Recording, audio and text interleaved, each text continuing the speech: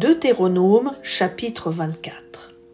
Lorsqu'un homme aura pris et épousé une femme qui viendrait à ne pas trouver grâce à ses yeux, parce qu'il a découvert en elle quelque chose de honteux, il écrira pour elle une lettre de divorce. Et, après la lui avoir remise en main, il la renverra de sa maison. Elle sortira de chez lui, s'en ira, et pourra devenir la femme d'un autre homme. Si ce dernier homme la prend en aversion, écrit pour elle une lettre de divorce, et, après la lui avoir remise en main, la renvoie de sa maison, ou bien, si ce dernier homme qui l'a prise pour femme vient à mourir, alors le premier mari qui l'avait renvoyée ne pourra pas la reprendre pour femme après qu'elle a été souillée. Car c'est une abomination devant l'Éternel. Et tu ne chargeras point de péché le pays que l'Éternel ton Dieu te donne pour héritage. Lorsqu'un homme sera nouvellement marié, il n'ira point à l'armée, et on ne lui imposera aucune charge. Il sera exempté par raison de famille pendant 1 an, et il réjouira la femme qu'il a prise. On ne prendra point pour gage les 2 meules, ni la meule de dessus, car ce serait prendre pour gage la vie même. Si l'on trouve un homme qui ait dérobé l'un de ses frères, l'un des enfants d'Israël, qui en ait fait son esclave, ou qui l'ait vendu, ce voleur sera puni de mort. Tu ôteras ainsi le mal du milieu de toi. Prends garde à la plaie de la lèpre, afin de bien observer et de faire tout ce que vous enseigneront les sacrificateurs, les Lévites.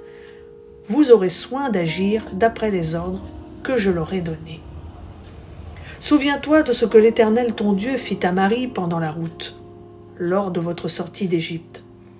Si tu fais à ton prochain un prêt quelconque, tu n'entreras point dans sa maison pour te saisir de son gage. Tu resteras dehors, et celui à qui tu fais le prêt t'apportera le gage dehors. Si cet homme est pauvre, tu ne te coucheras point en retenant son gage. Tu le lui rendras au coucher du soleil, afin qu'il couche dans son vêtement et qu'il te bénisse. Et cela te sera imputé à justice devant l'Éternel ton Dieu. Tu n'opprimeras point le mercenaire, pauvre et indigent, qu'il soit l'un de tes frères ou l'un des étrangers demeurant dans ton pays, dans tes portes.